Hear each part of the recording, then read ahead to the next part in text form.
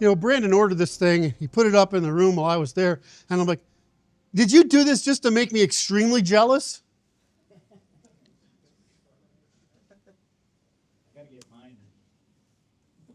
What do I want to focus on?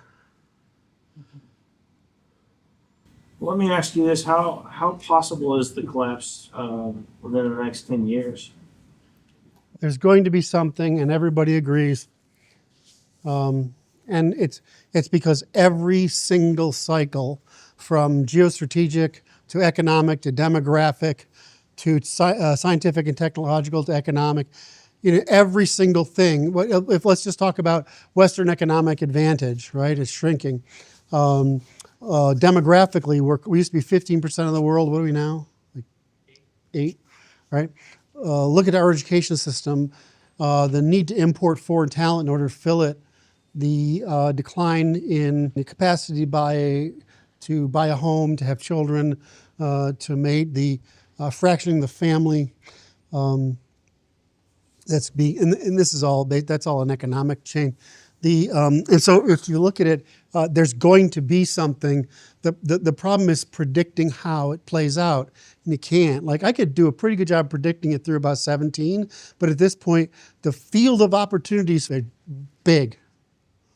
That's the technical version. It almost seems inevitable in some ways. It's not seems inevitable. There's no evidence in history it's ever not been inevitable. So we can't find any reason why it should play out. Let me throw the question back at you. Can you understand how social, political, and economic and strategic cohesion can be maintained at the current direction of demographic, social, economic, and geostrategic conditions?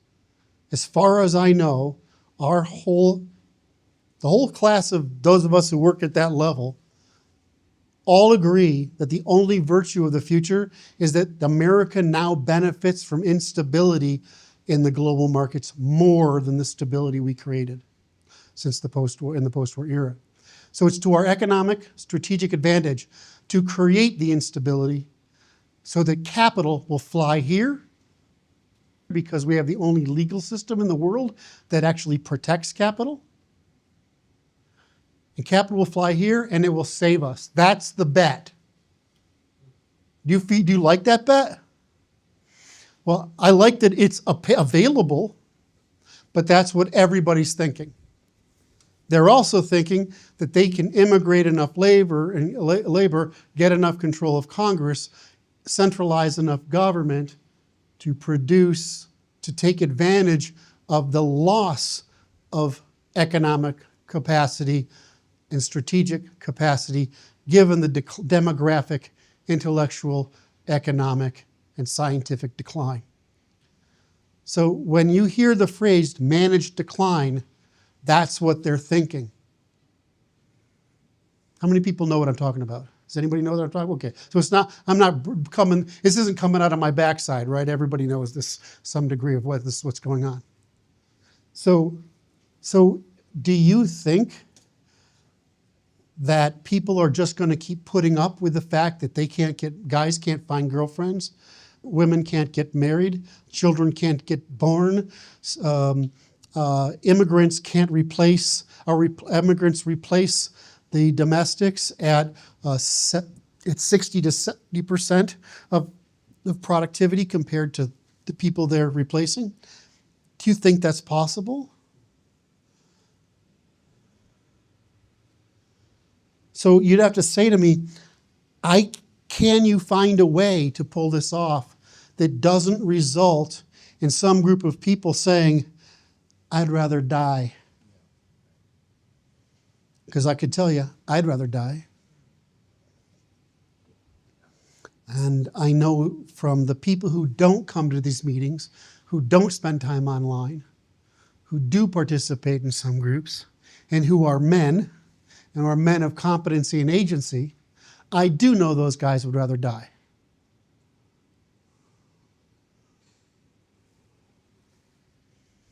How many of us does it take? How many people does it really take to bring about the kind of revolution we're talking about? It takes some people to show up, But how many people did it take in the IRA? It doesn't take any. How many people did Mao start out with? You think there's any difference between Mao's ability to go through the rural areas and pick up men and our ability to go through the men? If I took 25 or 50 of you guys, how long would it take me to get 200? If I had 200, how long would it take me to get 1,000? If I showed up with 1,000, how long would it take me to get 10,000? How long do you think it would take to make that happen? 2 weeks? All it takes is for people to realize that they can actually do it. People have to feel like there's something they can join so they can go along with it. So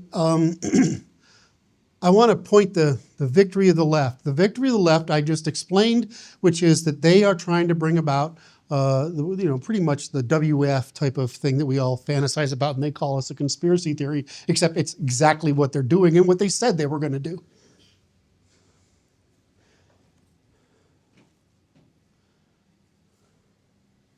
If you actually what a collapse would look like.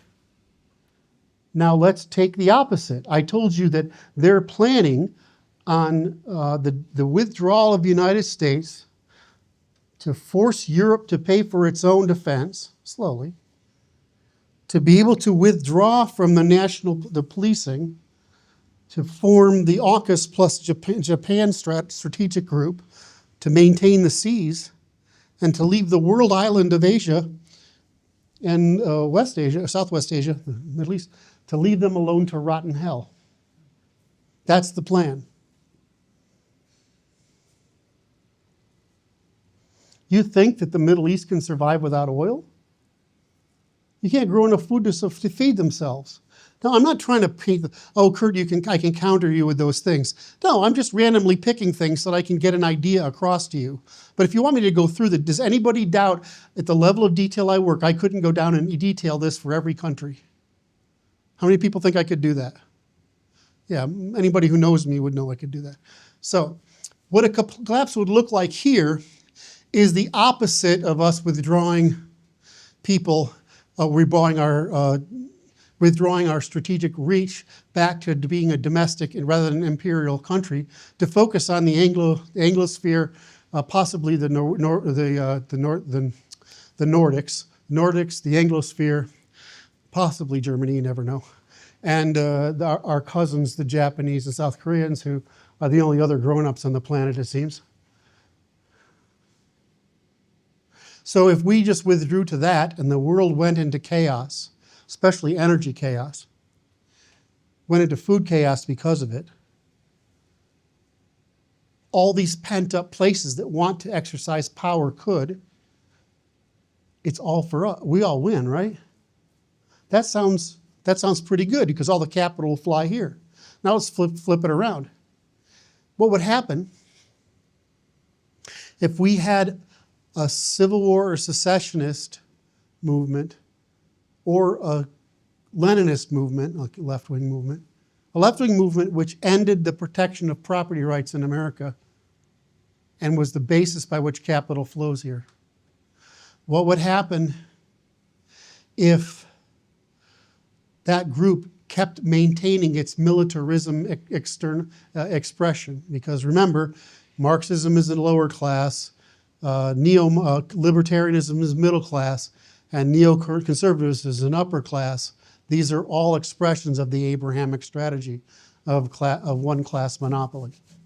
So what would happen if there was enough friction in the United States to either delegitimize the United States internationally, allow people within that international structure to express their interests, cause the collapse of the ability for the dollar to be the draw, forcing that capital to go somewhere else?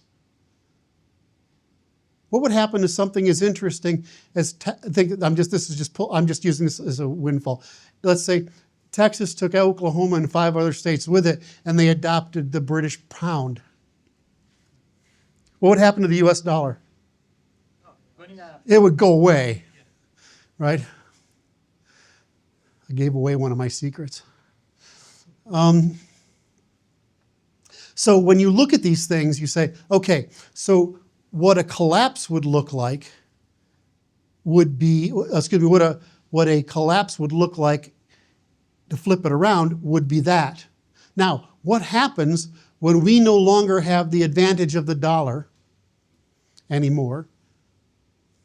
When we kill the dollar, when we no longer have the trade or military strategic capacity of the federal government? What happens? Complete economic collapse. Pretty much. It's not collapse, but it's pretty bad. What has happened in England? England's poorer than Mississippi. The only place in England that has any money is London. They stop making stuff. It's not that they stop making stuff. It's that I don't want to go. I don't want to make too. I'll go down. It'll take me half an hour to go down that path. But what I mean happened is that we're floated. Our country is floated by the dollar's insurance by the military, and the insurance of the dollar by our court system, and the size of our economy sufficient to pay for that military to insure that dollar. What if that goes away? What if the US dollar is worth less than the Canadian dollar? Somebody else We'll will be able take to it. maintain our position as the world hegemon. The question is whether we'll all be as poor as Mississippi.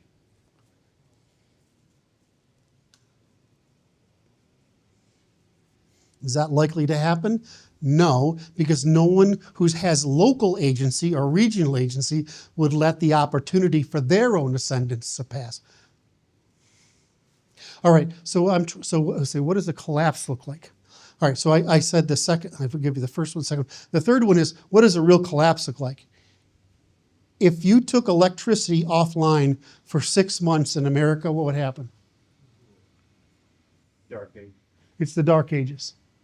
Can you make the tool, to make the product, to rebuild the product, to restart the infrastructure, to be able to make anything work? Not without the equivalent of the American, what's the program in Germany? Marshall Plan. So the U.S. would need a Marshall Plan on 10 times the scale to recover. Now, why do you think somebody wrote a white paper about that in around 2000, and all these guys have been attacking substations? You know about the substation attacks, right? How hard does it take a substation? You walk up to it and hit it with an AK-47, right? How many of those grand size routers does it take? Who's a nerd other than me here? I bet you know. How many of those grand size routers does it take to move the internet around? And how many of them are in inventory? I think there's like 5. I can't remember how many there are. There's a small number. You know how many have inventoried? So we have this thing where we have been on this island for a long time, and it's impossible to attack this island other than through nuclear weapons. And so we haven't built electrical infrastructure. We haven't built communication infrastructure or digital infrastructure that can be easily repaired and replaced. We did also suffer from, we have 110 volt systems because we started first. But have you ever anybody spent in Europe where you have a 220 volt water boiler, kettle? Or it's way better, right? So I think the point of a collapse is it depends on how long it is. A collapse could be the Dark Ages. I mean, all that sci-fi stuff in the 70s that the guys in my generation lived through, which was really bad direction, bad production, but all this tragedy stuff, it would actually happen without the nuclear war to happen. I don't think I need to cover what a real civil war looks like then, because I've already touched on it, right? A real civil war here is not North against South, red against blue. It's factions against factions on a continuous degenerative cycle. And until the point where there's no capacity in the state, the federal government, the state government, the military, whatever, to be able to do it. How many people are in our active military? Million what? 1.4. Right. How many of those are actually field people? 200,000. How many police officers in New York City? Right. So, what are they going to do? You think a bunch of National Guardsmen want to come out of a bunker when there's a whole bunch of guys with AR-15s? I don't, especially when I probably agree with them. You think of a cop is a cop who knows that any activity made by an insurgency is meant not to just cause the disruption. It's meant to draw first responders and take them down. Do you want to respond to fire? Do you want to respond to police? Do you want to respond to emergency? How do you know that every ambulance call isn't an attempt to take an ambulance out? So the problem with this is that when you have an advanced infrastructure economy like ours, when you have fully developed institutions, what's the ratio of the people who are maintaining order to the population? Very thin. What's the ratio in Russia of people in the military and the FSB compared to the population? The FSB is as big as the freaking military. What's it in China? China spends more on internal security than it spends on military. Correct. So, but what do we spend? We spend the minimum we can, determined by the run rate of problems in the area, and we seek to draw on other areas. So what is that? That works if there's a problem here for a little while. But what happens when there's a problem many places for a little while? There's nobody to draw from. What happens if saying, I'm not going out there? All right, but I'm trying to get the point across. There, we go all the way from left victory, the total dark ages. Do we know which would happen? Okay, so given that field of opportunities, would you rather bring about something we control to try to bring about? Or would you rather be the victim of that range of opportunities? Yeah. I'd rather be in control. So that's what we're doing. We're at least trying. Is anyone else doing what we're doing? No. Do we have any competitors? Not really. We have a bunch of LARPers who talk nonsense. All right. Revolutions that begin with house-to-house violence are often among the more violent and chaotic upheavals, typically characterized by deep-seated grievances, sharp divisions within society, and sometimes sectarian or ideological extremism. Some violence may not always be in the initial spark of the revolution, but it quickly becomes if not the defining factor as conflicts escalate. Here are a few examples: the Russian Revolution, the Spanish Civil War, the Rwandan genocide, the Syrian Civil War, and the Libyan. The one I keep trying to draw your attention to is this one, because that's what I see happening. If you asked me, Curt, what would be the way you would start a civil war? I would start it with the ISIS technique and move to the Mao technique. Right? Am I that guy? No, I have to be big and burly and handsome like Josh. Always going to follow cousin it. That's not my job. So I keep bringing that. The Syrian Civil War is a good example. But a revolution is better than a civil war, right? Well, we don't have this field of opportunity of victimizations coming at us. We have a field of opportunities that we want to see if we can move forward. So a revolution is better, but a revolution against whom? This is one of the reasons I covered all that material this morning and earlier today, is that who do you want, like when we were attacked after Richmond, it was because we would not take the bait, right? We de-escalated by showing them that, hey, you're good guys, we agree, you're screwed. Did the right want us to do that? No, they crucified us for it. Which I thought was honestly, that's how clueless I am about the average guy. I couldn't understand how that could happen. So do you want to make the guy on the street the enemy? No. No. If BLM shows up or Antifa or whatever, do you want to say they're the enemy? Yes, probably. No, you want to say you're screwed, but we know what to do about it and you don't. Yep. You understand where I'm going? Because who's the enemy? Elites. Hostile elites. Do those people on the left know who's f***ing them? No, they don't. Really. They have no idea. They believe and they buy into the less false promise. They have only mythology about what they think is going on. It's like with the revolutions against the monarchies. Everyone makes the assumption it's about kings versus the people. It's really kings versus the bourgeoisie. It was elites versus elites, and it's just the bourgeoisie were better at convincing the people that the kings were the enemy. So, if the Iranians can't use their proxies, I don't care which side of the thing you're on in this, I'm trying to use a global example. And if the left can't use their proxies, what happens? In other words, if we say, well, you're right, which is what I said to the BLM guys, right? You're and I can appreciate that because I understand they're useful idiots.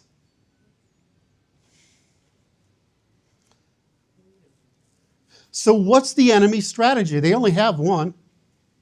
Divisions, How do they create that division?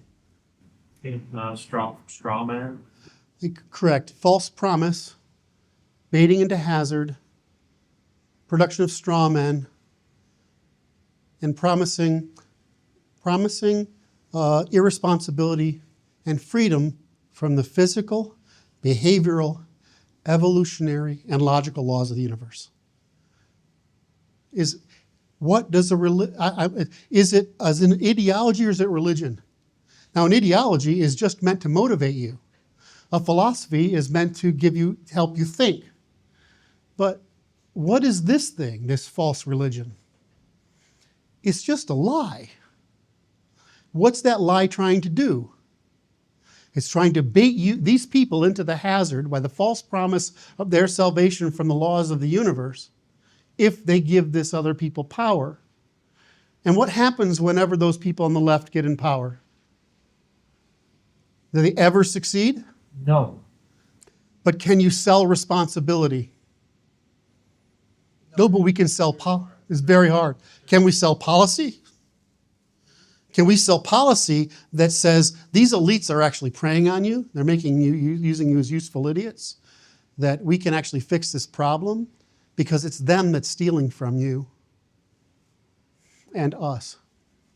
You cannot be selling responsibility itself, but rewards for responsibility should you adopt it. Yes. All right, so the problem is, what is the criteria you need for the successful revolution? Have I put enough opportunities on the table, in other words, enough strategies on the table, and taken enough off the table that you can sort of look at what success criteria are real for us, given our current level of institutional development, given our set of ethnic and ideological and sex and class differences? Can you see that given those things, that I've put things on the table and taken things off the table? So what are the success criteria for a revolution? Legitimacy and moral authority. How do we create that moral authority? By pointing out who's the criminal. How hard is it to stay on that message? I'm not sure it is. Do you think most of the right can stay on that message? Do you think that's hard to understand? Hard to communicate? Here's the problem, though. How do you create broad coalition building on the right? I mean, especially when Martin's trying to kill the last remaining libertarians. How do you build coalitions? We have the churchy, the fascisty, the libertarian-y, and then the ethnic nationalists and the civic nationalists. We have the monarchy. We have the whole freaking spectrum. How do you create? I'm going to ask you to answer. How do we create a coalition building? Unless the message is simple and everybody can agree and it gets them most of what they want. Those are the three criteria, right? It's got to be simple. They have to, what is the middle? What? Agree. They have to be able to agree to it, and it has to get them most of what they want. Does it have to always say, you were right about this? You can say, you were right, but that works. You were right, but you can't get it that way. That works. So I'm suspicious of this, right? This is my big suspicion, is that the right is his own enemy. But I'm not really the kind of guy to ask that, because my sensitivity to public passion is somewhere just below a toadstool. All right? So I'm not a person to ask for that. What I want to know is this possible? Can we produce enough unity toward an end so that a bunch of groups will unify enough to end the elites, so that we can get enough power that's moral so that they can bring about the 1,000 nations that they wish? Yes. Yes. I think so. The majority, yes. As long as you have them focused on it. You know, my friend Eric Orwell, he's down there trying to build some religious group, right, Eric? I love this, right? That's great. Doug's out here in the Northwest trying to build a group. There's groups all over the place trying to build a group. That's more of what we're looking for, but we'd like, of course, some people, we actually need to produce economies that require more trust, right? Because they have more institutions than these different people want. But if they want their institution based on known trust rather than administrative and institutional trust building, that's fine, right? Do we care? Effective communication and propaganda. I'm not liking this word propaganda, but it's the only word we have. I think of it as messaging, because I'm from marketing, so I think of it as messaging. So we have to have effective messaging, right? And we have to control the narrative. What I like about our strategy is the narrative is simple. The enemy is obvious. The solution is tangible. You can visualize it. Is it a huge disruption to the world to implement it? No, well, we got to throw a lot of people out of jobs that they don't actually do anything useful. But aside from that, it's not terrible. Would it produce a sustainable organizational structure? We just talked about earlier, it's the most stable organizational structure on earth for the past 1,000 years.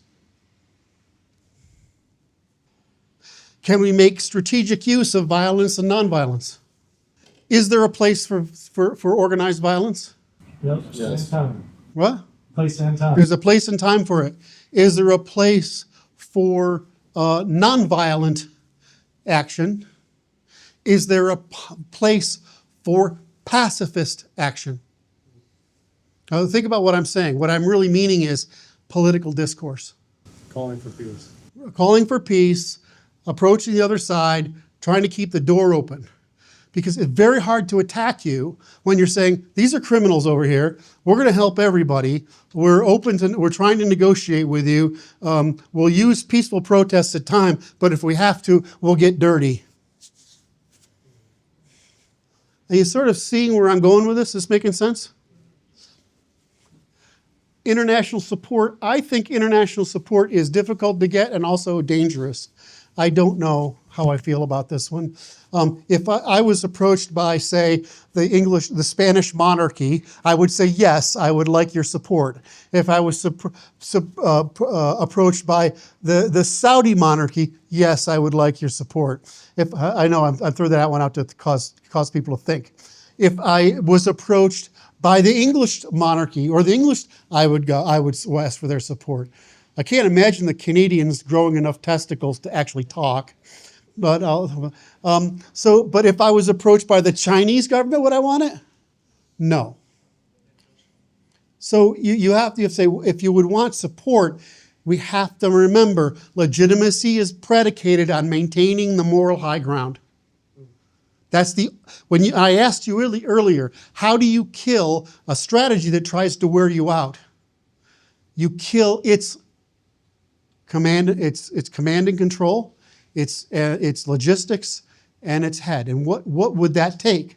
That takes is removing the legitimacy of the criminals who occupy the government and put our people to task.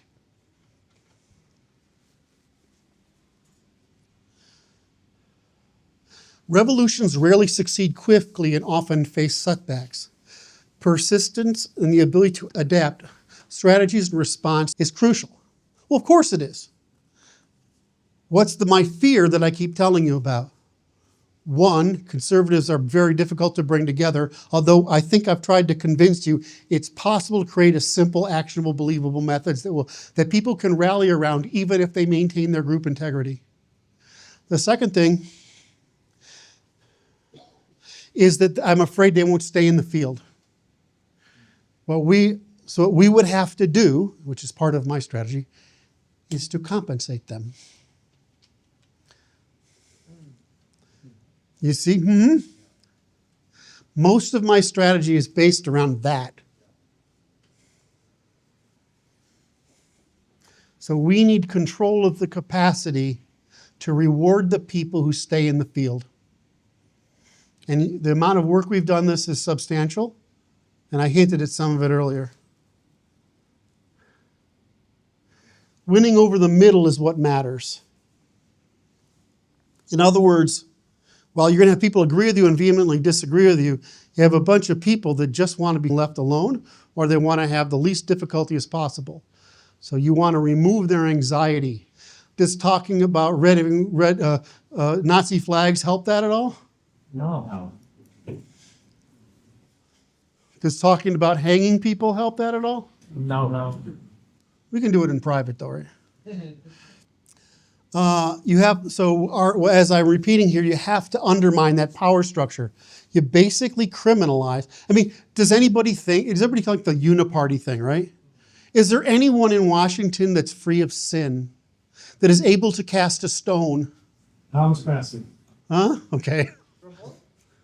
Huh? Ron Paul, Thomas Massey. Ron Paul, hard to argue with Ron Paul. They have to sin before they let them in. All right, so the answer is that we don't have to partisanize it. Does that make sense? We don't have to be partisan. We just have to say, we want the law in place, we want to prosecute the criminals wherever they are. We don't care. Have we told the left to be afraid of us? Well, sort of. We've told their elites to be afraid of us. Now, when you have to be believable in the preparation for governance, so it means you have to start to collect people who are ethical, moral, believe in what you got, have good reputations, and will be able to work in these government positions. And we have to say, look, we're just the guys who think the shit up and make it happen, right? I don't want to be king, do you? I don't want to be governor, do you? I don't want to be a senator or a representative. And this one is I wrote quite a bit on. So then we have to know what to do with displaced elites. If you take all these pseudo-elites out of their jobs, what do you do with them? I think my understanding is, if we deconcentrate the power, you like that word, deconcentrate? That was really dilute the power in the central government, move most of the stuff back to the states, right? You're going to form a market competition that doesn't exist in the monopoly in the center. There's going to be a place for those elites to be there, right? That's what we want to encourage them to do. We don't want to say, go home, right, and whatever, because it doesn't mean that if you're like some bureaucrat in I love the Forestry Service. So do you want to pick on the Forestry Service? I would leave them alone, right? Most Americans, it's like libraries. Everybody knows they're a waste of money, but it makes everybody happy to pay taxes for the library, all right? But if you go out and you say, okay, well, we have the education department. Do we really want to save those people? No, but you need to go away and go find something else to do. You're not probably qualified for anything, but please try. Maybe they have openings at Walmart, right? But if you're in like the Department of Energy, right? Now, there are plenty of people there that are competent, that have other places in the world that would be very useful, right? And we're not trying to hang these people. We're trying to eliminate their capacity to issue law. In other words, create lawlessness by the creation of law by bypassing the legislature and the courts and thankfully the Supreme Court reversed their ability under the Chevron doctrine. I love this current court, it's pretty good. So if we can get the states to absorb some of the supply and end the centralization, because what are we really trying to do is we're trying to revert the federal government back to its original design as in charge of defense, borrowing, credit, and trade, and the resolution of disputes between states. And in particular, if they want, I haven't figured this out, and you can help me think this through. If there's a part of the government, a part I understand very well because I've been in the Justice Department, true, but I've also been in the intelligence network, and there's people there who think that they're doing good by maintaining what they see as peace in the world, right?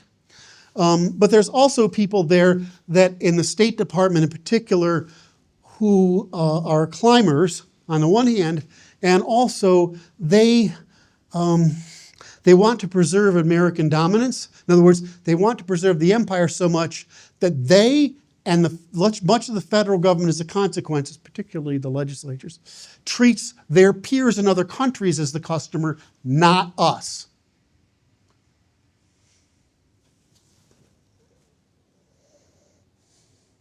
So, one of the parts I've worked on is how do we move these people so that not only are they less resistant, but they see opportunity. In other words, what we really want to get to is those in the financial sector are really the problem. We need to disempower their ability to use you to hurt our people, and we need to remove the incentives that cause you to have more desire to work with your peers in other countries around these global projects where you do have abstract influence, instead of real problems in the material world that we face inside this country, like infrastructure and getting along in education and science and all sorts of crap. And why can't we focus you on that? It's the same thing we're trying to do with the restructuring of the financial system. We're saying we want to end your ability to collect interest on consumers and force you to take that capital that you're unnecessarily extracting because they're financing themselves, basically, to the state, and we're forcing you to find higher risk, longer return capital structures to put that money into in order to survive and compete. Are we trying to kill the financial sector? Or are we trying to take the criminality out of it? I don't want to kill the financial sector. I mean, Brian might.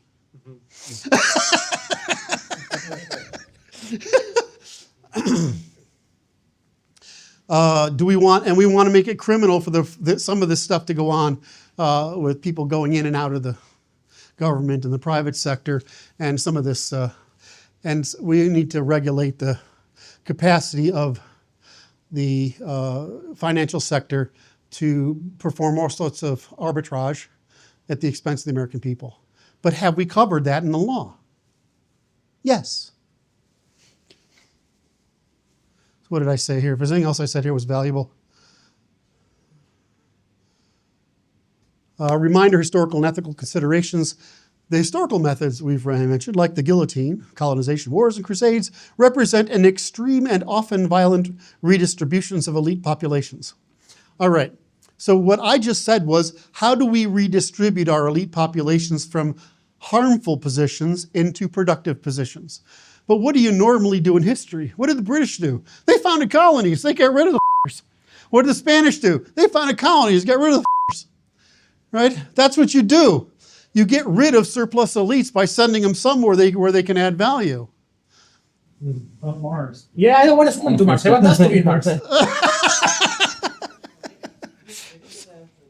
So I'm trying to, so the problem is while we have venom and anger in us, do you see what I'm getting at? We have all this anger in us. We're so frustrated. We're rightfully frustrated. Our people are rightfully indignant, frustrated, exasperated, angry, and furious.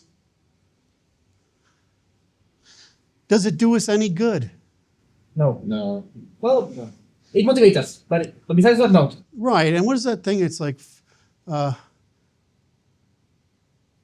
rage to anger, to frustration, to dedication, to determination, to dedication, to discipline, to destruction. Right? It's you got to turn your emotions down. It's like what's the 12-step program, the reverse of a 12-step program, so that you can actually solve the problem instead of evict your emotions. So a modern approach should focus on integration and transformation rather than exclusion or elimination. Now, if I already gotten shot for saying don't tell the BLM and Antifa people they're wrong, they're bad, but that they're right, they're screwed. And yes, I made fun of their dicks. I'm sorry. They thought it was funny. All right. So if what we want to do what the right is so angry they don't want to do. Who else is trying to do this?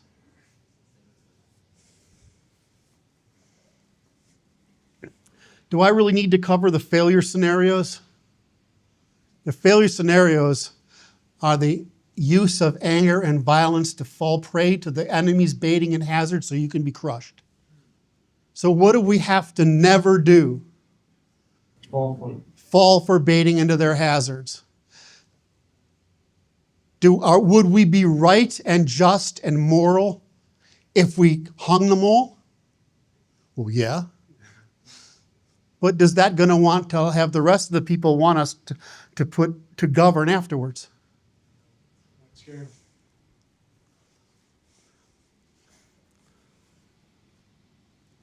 So, delegitimization through communication, nonviolent escalation. So, mass mobilization, I learned a lot in Maidan, so it's in my head, right? I was there, participated, I listened to everybody doing everything. I did the analysis of it. I had a job of watching the president's plane flying to Dubai, which was full of money, while he actually used a helicopter and a plane to get to Russia. I thought he was on the frickin' plane to Dubai. That's what I would have done. But no, he sent the plane with his, the responder on, fully broadcasting. I just followed him all the way to frickin' Dubai. And meanwhile, I'm like, well, he's going to be in Dubai. We're not going to be able to do anything about him. They don't care. But it turns out that was a really cunning ploy to send a plane full of gold bars to Dubai while he sent himself on small transport to Russia. So it right on me because I understood, well, first of all, I love Ukrainian people, right? Second, I understood that it was a real ordinary people revolution. I understood that what we were doing, and this is common knowledge, I'm not getting in trouble by talking about this, is we were bringing in, somewhere in December, we started bringing about $7 million a month through diplomatic packaging into the embassy, and we started paying people off. Do you think we needed to pay the revolutionaries? No, we needed to pay people to leave them alone.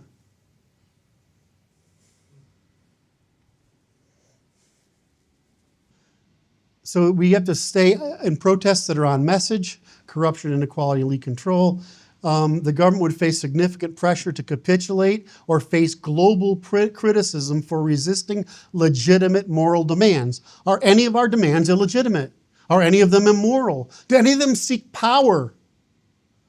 No, we seek the power to deny power to engage in criminal activity. Meanwhile, localized movements could create the fear that if this peaceful isn't conducted, that non-peaceful will spread. So when I said you don't do one thing, you do everything, this is what I'm getting at. How long would it take us to put this strategy together and do what the IRA did and would just get it out there in simple form? So the strategy is to hold the moral high ground, undermining legitimacy of the network of organized criminals that consist the pseudo-elites against the people. Every high-level action should raise awareness of our solutions, their benefits to the majority, and the moral basis of them and the suppression of criminality under pretense of virtue. Every medium-high action should seek to build and maintain distributed, redundant leadership, cohesion despite factions, disengagement with and suppression of near neighbors who have foolish and irresponsible fantasies that would impede the success of our mission. Every medium level action should seek to take over and deprive the resources of the opposition and use them for our own purposes. And every lower level action should seek prosecution of criminals, not innocents. I mean, if we're out there and what we really want is the talking classes be afraid to talk about us. That's the purpose of our nasty actions. We say if you counter signal, you're a criminal, and if you're a criminal, we will find you. The big thing we did in Maidan, and it was I only went to 2 of these, I'm just in this group of 8 guys, right? And they're Slavic, so they're like this tall. They got the perfect broad shoulders, and they got the arms that are that long, like they can hit me from like halfway across the room, right? So here I am, my little Germanic self. I'm walking up behind them, and I'm just listening. And they say, then they're gentlemen about it. Say, I know you're federal police, and we know that you're a good man, you have a good family, so please don't make us come back here. They don't come back. Because you've made it personal and you've scared the shit out of their family. That's mostly what you have to do.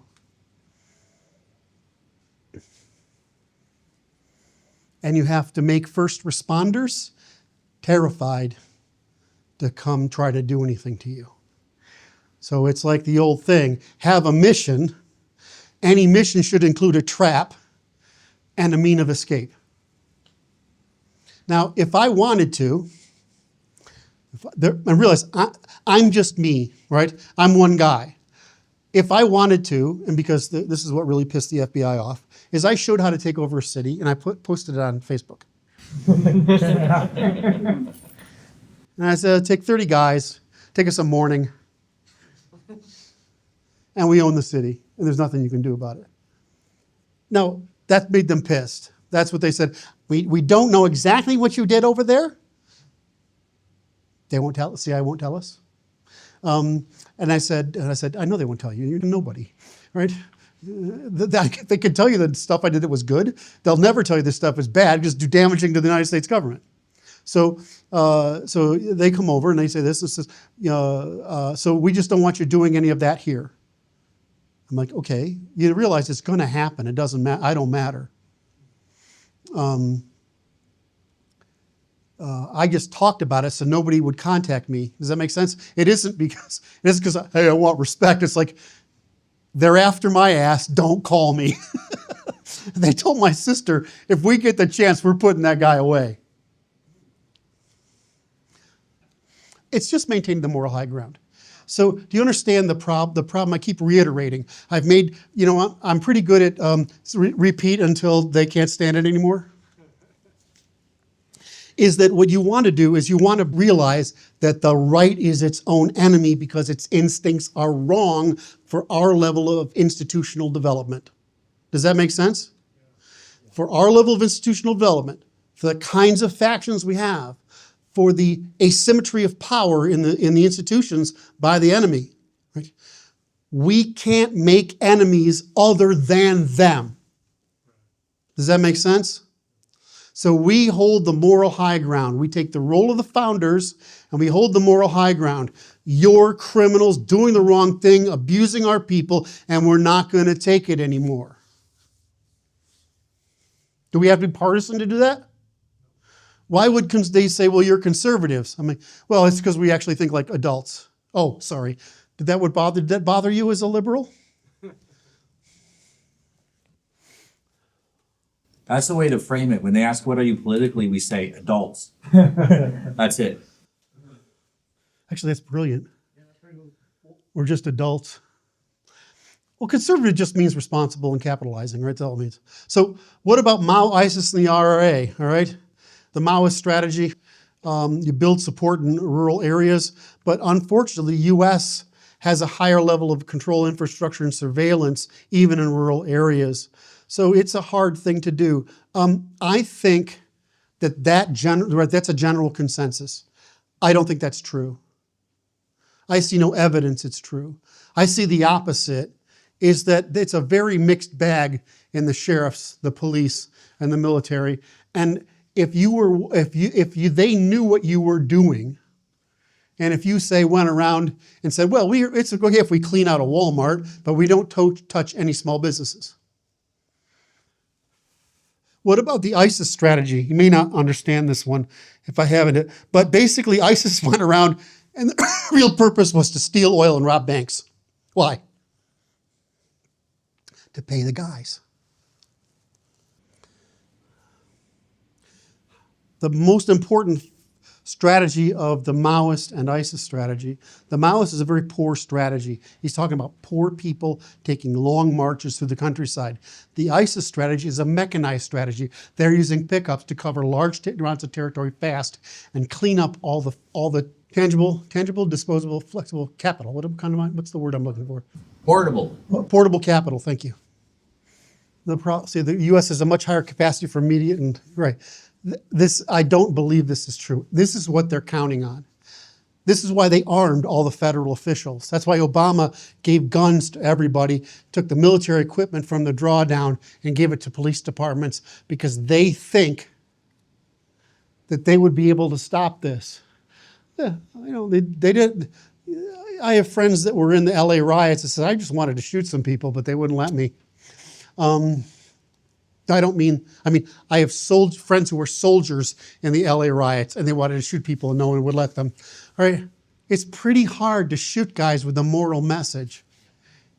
And all you're doing is saying they're right. So do I sound like a pacifist or something? Or do I sound like a strategist? Do anybody doubt that I wouldn't like to go around pulling triggers? The IRA strategy was my favorite. It's always been my favorite. I respect the IRA immensely. It would absolutely positively work here. It would just make the population pissed. I could easily, and so could dozens of other guys, anybody who's worked in the real special forces. We got to remember, you got SEALs and they just go break shit, right? You got Delta Force, they actually think of stuff. Green Berets, they might think of more stuff. They're not all the same.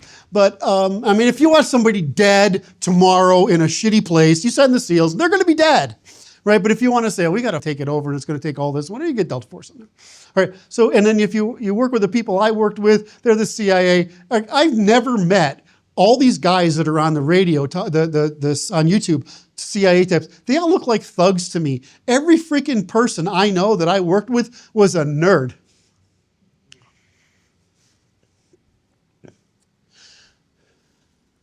So our problem, if I went down and I spent a month writing 3 strategies a day, in other words, that's what a general staff does, which is what the IRA did, and you put them out in comic book form, and they get spread around, people just need to know how to do it. Can I use his name? My buddy and I, he was training Azov and Pravi Sector, right? The Jewish guys and Nazi guys. That's really funny to me. I don't know why. And so he was training them in basic fire maneuver signaling, right? Cover, concealment, first aid. And he wrote up the training plan for these militias to use. So here's how you train people to be on board them. I'm just there because I got to report on this shit. So most of which I can do just by asking him questions because he'll tell me, and it's like, okay, I guess I might as well just interview you than sit out in the woods with you. So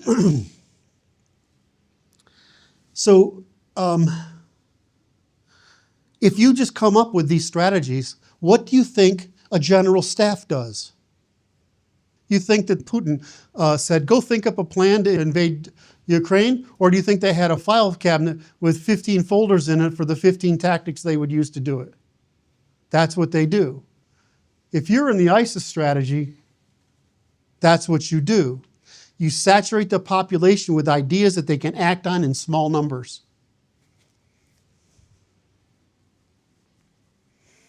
If the truckers in America decided to block highways, what would happen? Chaos. Absolute fucking chaos. Right? if a lineman is afraid to go repair a line, and moreover, he says, I'm too afraid, where he says, I'm not going to get out there. This is awesome. I want them to win. What if you combined the Maoist, ISIS, and IRA strategies? Remember I said, don't do one thing. Do everything. You have the resources to match. So you basically use the urban and rural divide, which is what we would do. You use the rural insurgency with mobile tactics, get support from local populations, target key infrastructure. You conduct political negotiation and insurgencies. And of course, you would keep a general staff, supply cheap, simple, effective tactics. And in conclusion, with the IRA strategy, combines guerrilla warfare, or rural insurgency, and political representation as a combined arms, basically the equivalent of combined arms to be effective. You'd, of course, face the modern problem of the modern surveillance state. It works in contexts where you don't have to or don't want to directly face the state. There's no need to directly face the state. Do we want to fight the military? Do we want to fight police? Do we want to fight sheriffs? Do we want to fight National Guard? Who do we actually support? The military, the police, the sheriffs, or the National Guard? Just hostile elites. What? Just hostile elites. Just hostile elites. The only thing is avoiding detection. That's simply, I don't understand where all this mystical stuff comes from. We can't fight guys in flip-flops in a foreign country where they look different from us, and you expect that this is going to be able to do anything about the guy that looks like you, dresses like you, lives in your neighborhood, and when 5 guys get out to throw a kegger, they go and cause something that takes down everything, and you're like, why do we think they can do that? The biggest argument I've had with the right over time is this illusory belief that the government can concentrate forces over disparate areas simultaneously in any capacity at all, or that most of those people would do so willingly. If you put the moral high ground, they're not going to want to fight it. I had the civil rights movement. Was it successful? Yeah, but it's empowering the state. But we're not, right? We're disempowering those parasitic elites. But what do you got to do? Hold the moral high ground, create a unifying message, and offer a continuous stream of compromises and talk about them so that every time they turn them down, every time they won't prosecute a crime, we have a talking point.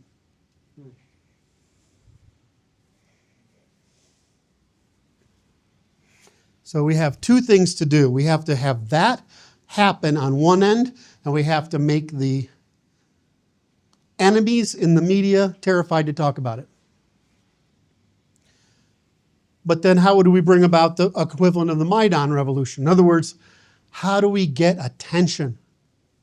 What's the real purpose of putting a lot of people on the streets? Millions of people in D.C. or some other city. What's the real purpose? So you can deliver your demands. Correct. So you can deliver the demands and force them at the position of denying them. That's the real purpose. Do we need them to capitulate and like, we're going to threaten you? No. We just need to get our message out there. It's basically protest equals advertising.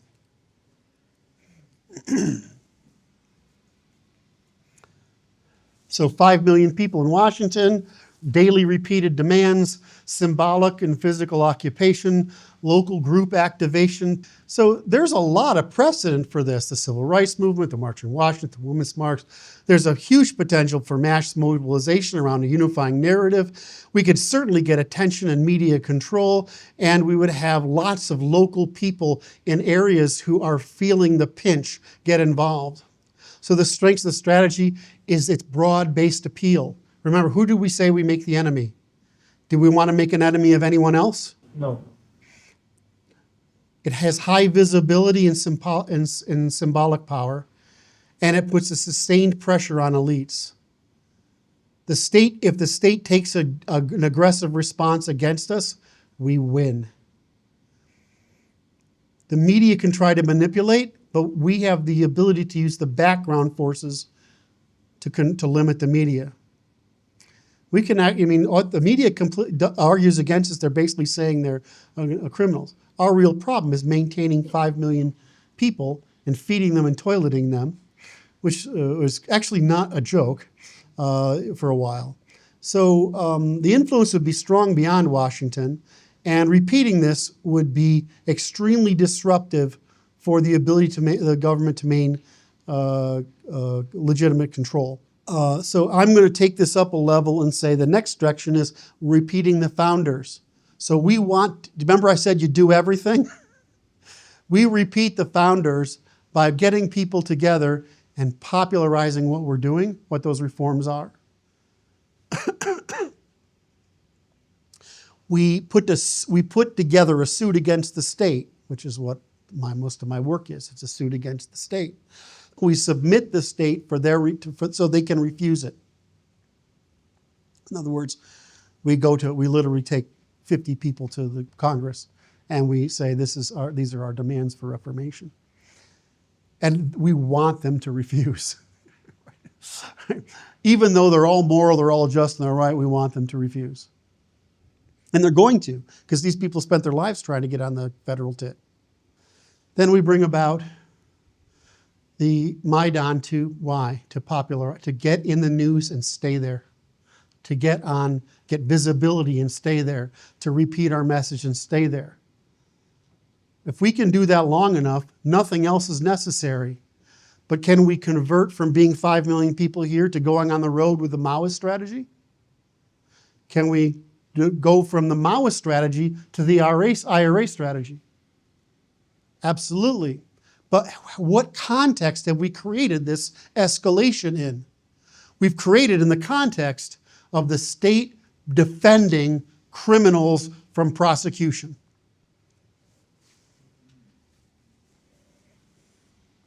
It'll really take within weeks to months. I would say 90 days. I can't see them sustaining that level of criticism for 90 days. If they did, then we have every moral condition to escalate. All right, so I'm just trying to skate through this because I want to have it covered. The government should capitulate within a matter of months, perhaps faster. There is a problem of elite resistance. They're just helping us when they resist. So that's our basic recommendation. And I'll just say, so it's a choice. We have a choice. We've made the tools, right? We've made the system of measurement.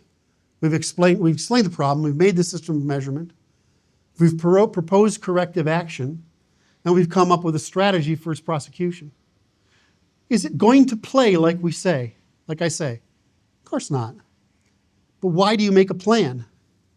So you understand the problems, and you can say the plan exists in a field of potentials, which we seize opportunistically as we move through time. All right. While we can sort of, I have this power of a reality distortion field. I realize that. The question is does the stuff I've said to you sound rational today? Yes. Yes. It seems difficult to bring about, right? No.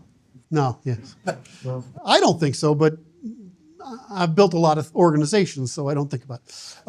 Go ahead. I do have one question. So, like, when we talk about this, and we talk about initiating one or all of these strategies, timing is essential. So, like, when do we know when the correct time is?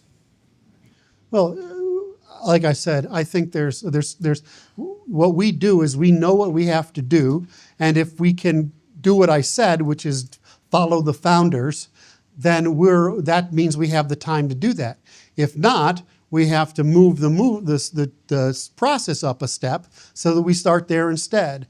So it's going to be very hard to see the trigger event happen until the economy goes into a slightly worse position and the frustration that's building reaches a slightly higher tempo.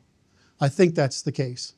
But again, only, as Rudyard said, my job is to bet, is to predict, which is to bet against God, right? And so I have a very good record of predicting up until 2010 or so. And after that, there's no harmony there's no flocking and schooling going on in the world. I just see everything going boom. And so I can't predict any trend other than say, these cycles say under these conditions, about here, something's bad is going to happen. It could be that a war breaks out somewhere else and we get into it. It could be that a civil war breaks out. It could be that we have a political movement. Who the hell knows?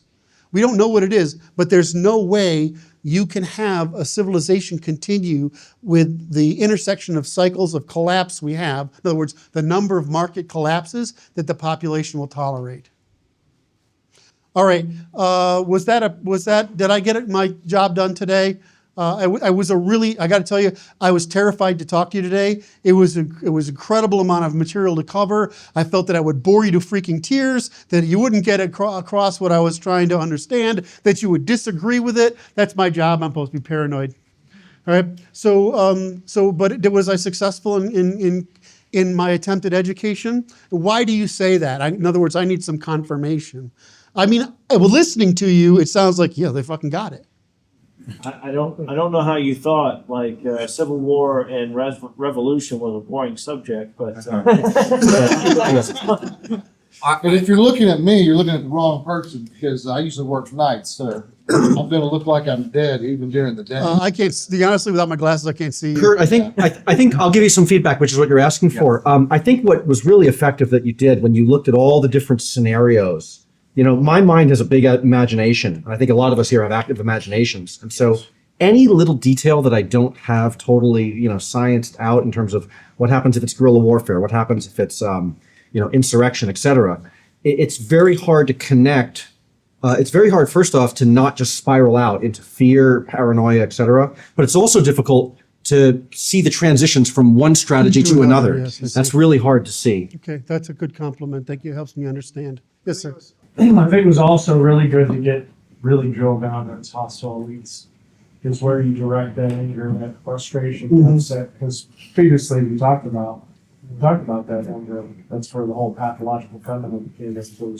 Don't you love how they make it that these Antifa guys are the bad guys and it's them? It pisses me off. Shock troops. Then second to that is the idea of making it be about measurements, and that we haven't had the resources, and that I think really comes from this a growth mindset. That we are continuously evolving and improving, and that have we applied what we learned to the next stage? Why aren't we waking up out of this nightmare kind of thing? And until we put those applications, i.e., you identify the enemy and you learn the theme, you're not going to get to the third out. Great. Yes, sir. I think an important part as well is that you covered the fact we have to pursue multiple potentials at the same time. Perhaps as an individual has to, but in the group there has to be that multiple. We have to be adaptable. We have to know what the field is and be adaptable. Yeah, anyone who's run a business understands that. So I'm sure most of us here have run a business, so that's clear. But I think for the audience watching to recognize that your way isn't right. No, I don't like your way. I don't like your way is not going to work because some of us are more suited to pursue different avenues that you discussed that would be successful. Yeah. Pursue the one that works for you and you're best suited for. I'm most enthusiastic about the hanging tree, but I don't see it happening. I'd like more comments if possible. You understand that I am autistic enough that I cannot read the audience, so it helps me understand whether I got my ideas across, and that means I sleep tonight instead of stress. And that would be very kind, generous contribution of you to help me sleep tonight rather than stress about this. Yes, sir. Yes. Let's say, we have Trump presidency, a second Trump presidency. Do you think that could be used against us to frame us in a very bad way? No. I think Trump buys us time. I think what people don't, despite Trump is a centrist, he implements centrist policies. His only concern is he's tired of the American people, especially the working class. Remember, he's a rich guy, but he runs a hotel business which is run by labor. Right? He's in the construction business, run by labor. So he sees, in his view, is not some elitist position where they're looking at fellow members, right? He's looking down in a business where he worries about ordinary people. And so he just sees, this is unfair. This is not fair to our people. It made sense in 1950 when we were trying to get everybody to work with us against the Soviets, but it doesn't make sense anymore. It's just burning our middle and working classes. I never think Trump is complicated. Everything he says is so simply obvious, and the problem the press can't stand is that he knows by saying outrageous shit, they'll talk about him, right? And so he just plays them like a freaking tools.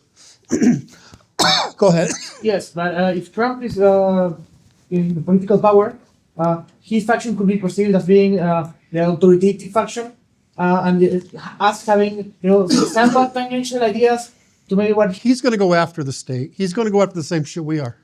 So the most likely cool thing that would happen is that two things would happen. Either he would, because our stuff made it to Trump, or his talk of reciprocity is from us, right? So stuff makes it, because you don't know this, but there's me, this guy, who's the guy that left the Trump administration, has a radio show? Bannon. There's Bannon and there's Trump. So we know who's talking to who.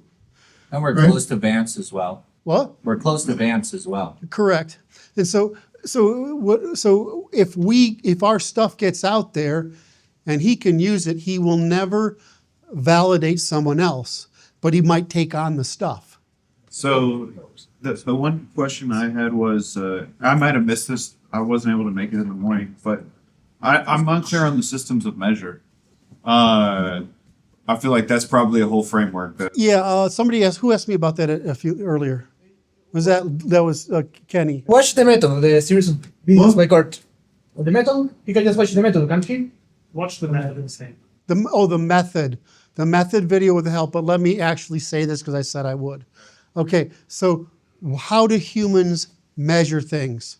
Sense, perception, emotion, reason, imagination. Is there anything, right? And if you look at language, like a noun will have like 8 dimensions, right? It'll say whose possesses it, do I have permission to use it, what state is it in, right? There's a bunch of dimensions of a noun, right? Same thing for a verb, adverb, right? There aren't a lot of dimensions to language, and each of those dimensions has like a scale of 5.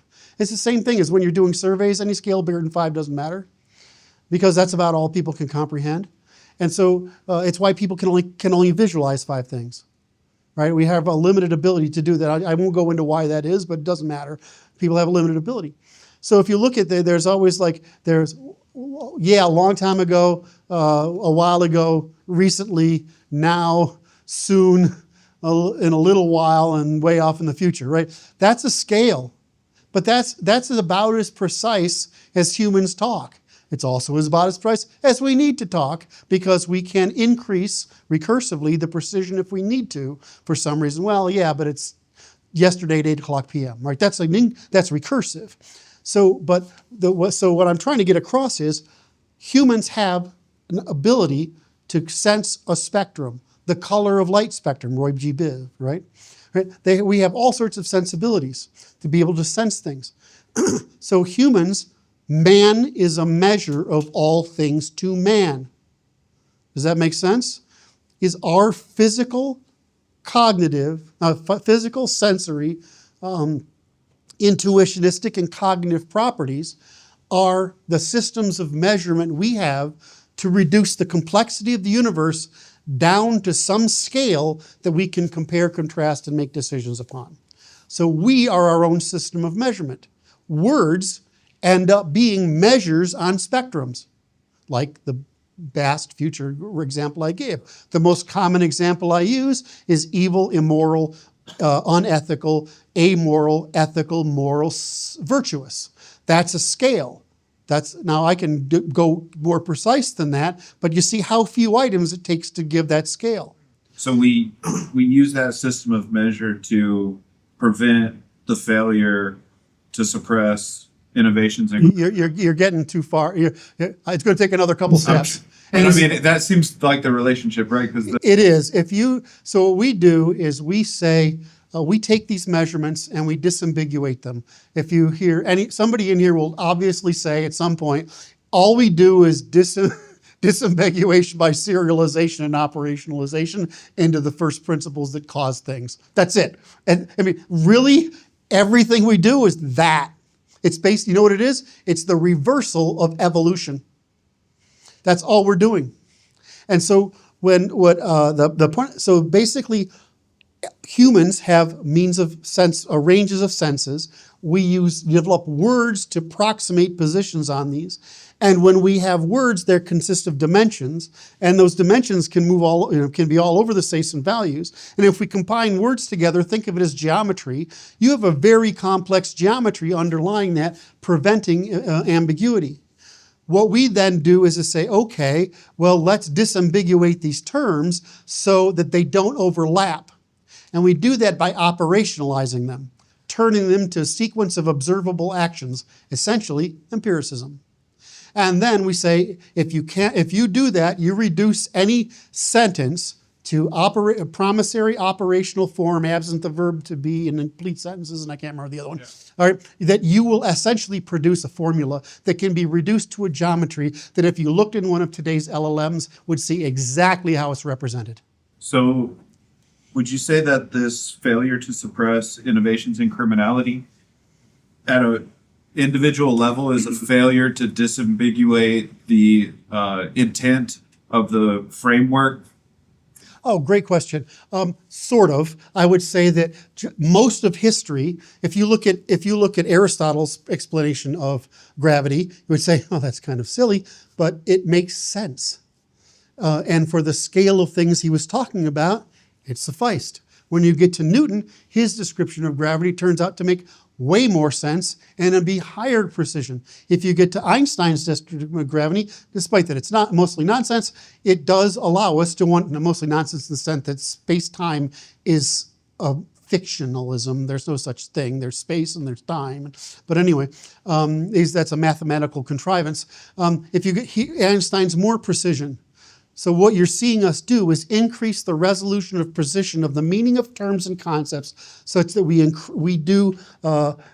just like we use telescopes to arrange our vision, just like we use complex words to convey more complex ideas, we are essentially allowing ourselves to increase the precision of the same claim, irreciprocity, right? A same claim in increasingly abstract ways. So it's really, when I say it's, what we're really doing is natural mathematics, which is very hard to explain. But if there's cardinal numbers, there's ordinal positioning, and there's natural positioning, we're creating the system of measurement using the human language system by reducing it to a system of measurement that's unambiguous and can be tested for whether it's testifiable.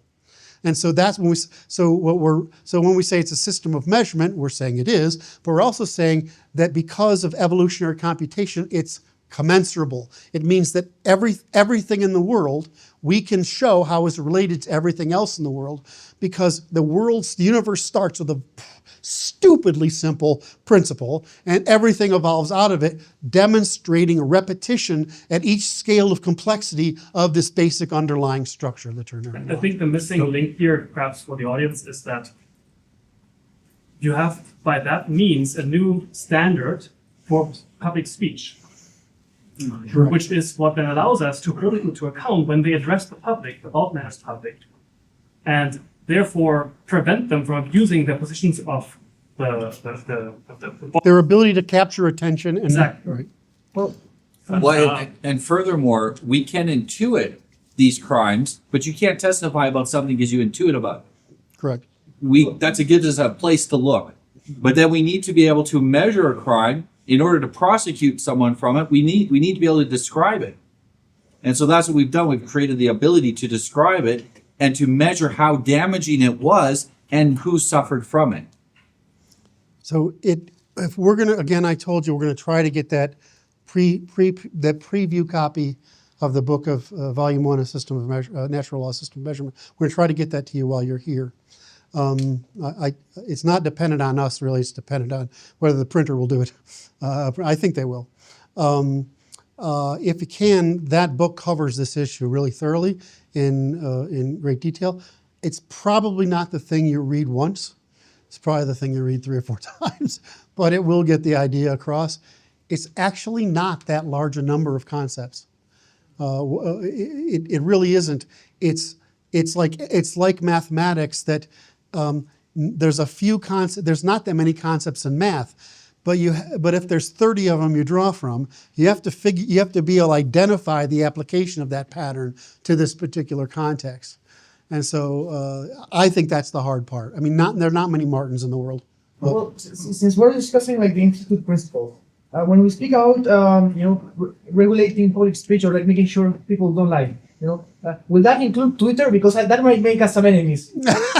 No, it's when It you're might engaging. You get a check mark. What we're trying to prevent is speech in the public, to the public, in matters public, with the capacity to influence something that would produce a crime. So I can say, you're f***ing ugly, right? And there's no way anybody's going to marry you, and because you're some fat slob that nobody's going to ever want. Right? Like I said, it's an opinion, but it's not. And I can say, well, the world would be better if we had communism. You have no ability to enact it, right? But if you got up there as a government official, a professor, anyone who's basically certifying speech. Right, this is the important part. If you speak to the public, in matters public, about the attempt to bring about a crime, right? That's what we prosecute. That's called conspiracy to commit a crime. So we're trying to make it largely possible, not for you and your guys to tell dick jokes, right? Right, and I mean, we talk smack all the time. It's fun, right? Chicks talk stupid nonsense smack all the time. It's fun for them. Well, yeah, but we're in a private space. Twitter is it's public, unless you have a private account, No, it doesn't matter because that's not a place where here's the deal. I can say anything I want to you about a revolution, but I can't tell you to show up on Thursday to bomb this place. All right, that's really how it works. That's the law. I can talk to you about how banks are robbed, but I can't talk to you about robbing a specific bank. All right, it's the same thing, right? You can't encourage a crime, right? That's it. Now, do nitwits go on these channels? All right, of course they do. But are they in any power to do anything about it? No. What about like influencers? Of what? What about influential announce? Back or whatever. Sure. Should we put their speech? Are they certifying that they're saying something true? They might. All right, that's the problem. Because are you giving testimony, right? Or your testimony in order to bring about a change that brings about a crime? Well, right, that's all we're trying to find out. And it's a great question, by the way, because we don't get asked that enough, and it leaves it unambiguous for people. So thank you for asking it. Yes, sir. I'll just add to what you were asking. I'm sorry, I don't know your name. Sure. A lot of the lying to the public is really about hiding losses of capital by reducing our ability to measure that capital, either denying that it is a capital at all, or making us measure it wrong by thinking about it in wrong ways. Yeah. Here's how it works today. So are we trying to, of course, I'm going to say this and Brandon's going to say yes. Are we trying to build an inquisition that invades every room in the country? Yeah, Brandon's going to say yes, and I'm going to say no. If you're in that room and you want to charge that person with a crime, then we'll prosecute it. Brandon's going to say we need to go in every damn college room and every professor's lecture. We're going to record them all, and we got to hang the ones we can get away with. Right, Brandon? That's your attitude, right? Fast march through the institution. And that threat needs to be on the table. So we talk a lot of smack, but I mean, yeah. So your questions are brilliant. Thank you. Which meetings do we go to? He wants to know, who do we point at next? Oh, And what's the infrastructure of the enemy, and which infrastructure of the enemy can hurt without hurting the populace? we've named them, right? So we've named certain bureaucracies in the government. We've named all politicians. We've said the academy, the university. We've said public intellectuals. We've said activist organizations. We've said people who finance activist organizations. We've talked about the media. We've talked about entertainment.